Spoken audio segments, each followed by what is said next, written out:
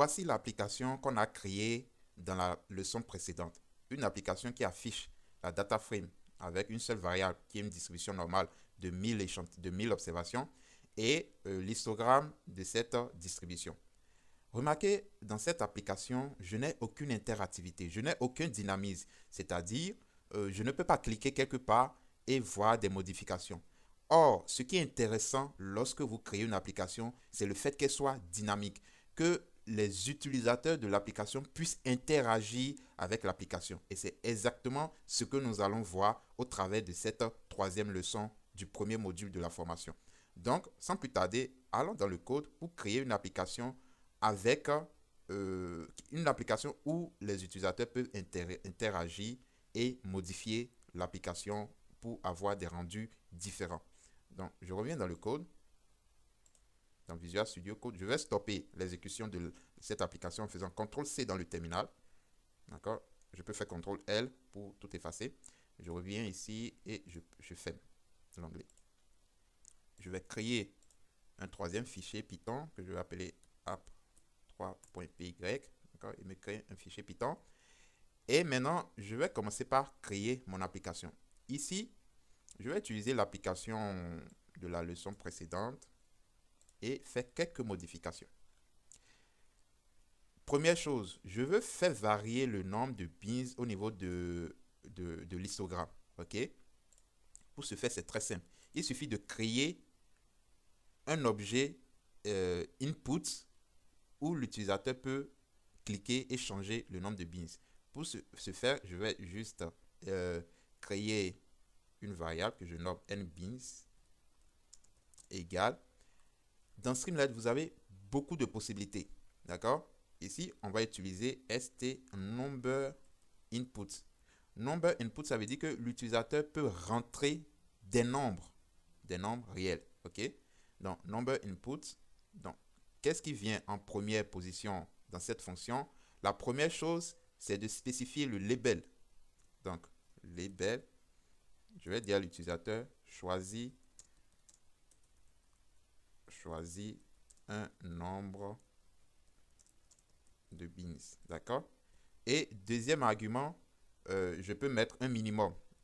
Minimum value par exemple. Donc là, vous voyez automatiquement la documentation qui s'affiche. D'accord? Vous pouvez mettre un minimum value, je peux dire 10 par exemple. Et mettre une valeur par défaut. Value égale 20 par exemple. OK? Vous pouvez même mettre un mass value si vous voulez. Mass value, mais on ne va pas le mettre. On va laisser comme ça. Donc minimum value 10 et value 20.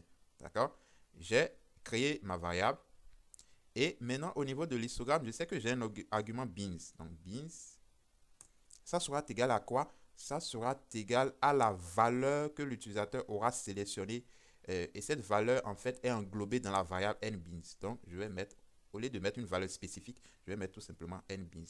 Donc, chaque fois que l'utilisateur va choisir une valeur, c'est cette valeur qui va s'apparaître ici. Et comme ça, je vais créer un certain dynamisme, ou bien une certaine interactivité dans mon application. Donc, faisons CTRL S. On va exécuter Streamlit run app 3.py. J'exécute et on va voir ce que ça va donner. Donc, il s'exécute dans mon navigateur par défaut.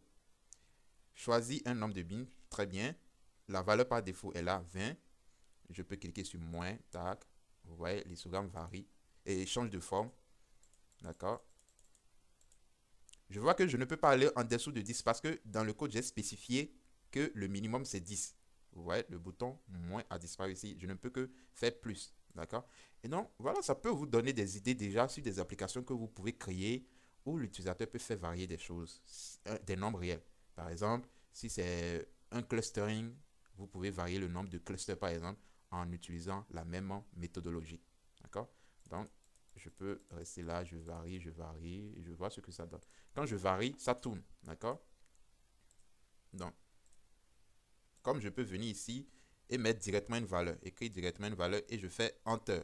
Je valide et voilà. Je reviens au niveau de code. On va rajouter un autre user input. On les appelle les user input. Ces genres de fonctions là, stNumber input. On en verra beaucoup au cours de la formation. Et vous pouvez aussi aller checker la documentation pour voir d'autres types d'user input. C'est les inputs, les entrées utilisateurs. Voilà, en français, ça veut dire les entrées utilisateurs.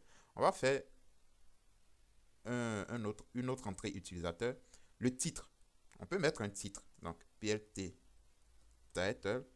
Mais moi, je veux donner la possibilité à l'utilisateur de mettre son titre à lui. D'accord? Donc, qu'est-ce que je vais faire? Je vais créer une variable que je vais appeler title, tout simplement. Ou bien graph title qui serait égal à st test input, puisque c'est du test qui va rentrer dans le titre. D'accord? Donc, test input. Première chose, dans le label, ici, on a juste besoin du label. Écrit le titre du graphique. Tout simplement. D'accord? On peut le dire, écrit le titre du graphique. Et on va voir ce que ça va donner. Ici, nous n'avons pas besoin de mettre une valeur par défaut. Donc, je fais CTRL S. Quand je fais CTRL S et que je viens au niveau de mon navigateur, il me dit Always Run. Ok, je clique. Tac, tac, tac. Qu'est-ce qui se passe? Ah oui. Title. Graph titre à l'intérieur. D'accord. Je reviens. Entre écrit le titre du graphique, je mets histogramme. Quand je valide, voilà, mon graphique a le titre histogramme. Si je mets distribution, exemple, bien, exemple d'une distribution normale et que je valide, voilà, j'ai exemple d'une distribution normale comme titre. Donc, c'est très intéressant de permettre à l'utilisateur d'interagir avec l'application. Mais ce n'est pas encore fini. C'est bien d'ajouter de l'interaction pour les utilisateurs. C'est très bien. Et d'ailleurs, une application web sans interaction n'est en réalité pas une application web. Mais regardez cette application. Il n'y a pas de titre, il y a pas, on ne sait pas l'auteur, il n'y a pas une toute petite explication, genre un manuel d'utilisation de l'application. Moi, je trouve que l'application est vraiment, excusez-moi le terme, elle est nue, quoi. Elle est toute nue. Vraiment. D'accord? Ce qui serait intéressant, c'est d'ajouter un titre, c'est d'ajouter le nom de l'auteur, c'est d'ajouter un petit test qui explique en fait ce que fait l'application. C'est ce que nous allons voir dans la prochaine vidéo.